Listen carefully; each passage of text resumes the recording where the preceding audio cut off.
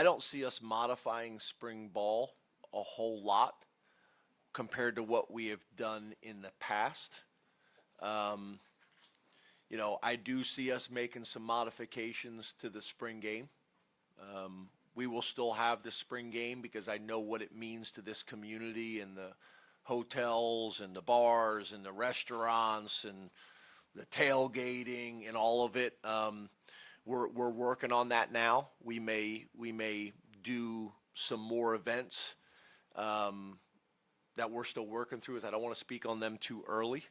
I think the biggest modification that we will make is very similar to what we did with Tyler Warren and Olu, 2 years ago. Is we'll modify specific guys rather than modify the whole program, because to me, that's the hard part and that's the challenge, right? It's kind of like teaching. You're trying to teach a class and you got all this different ability within that class, and you got some people in the class that really need to be challenged at a very high level, and you got some people that just showed up that are entry level, and you're trying to reach all of them, which is challenging. And I think it's the same way with us. If we modify spring ball, then all these guys that are fighting for jobs and need to be evaluated and need to be developed, they're losing it and they need it. So for me, what I think we'll do is we'll modify specific players based on age, experience, reps that they had last year, reps that they've had over their career. Very similar to what we did late in the season in practice. There's some guys that still need a ton of reps, and there's some guys that still have to get better, but you limit them.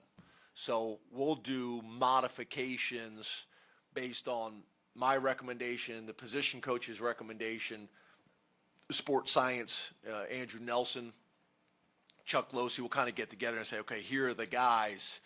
Now, obviously, with Coach Knowles here, that becomes challenging too, because they need reps within that. But there's ways of doing that, making sure the vets are getting all the jog through reps and things like that.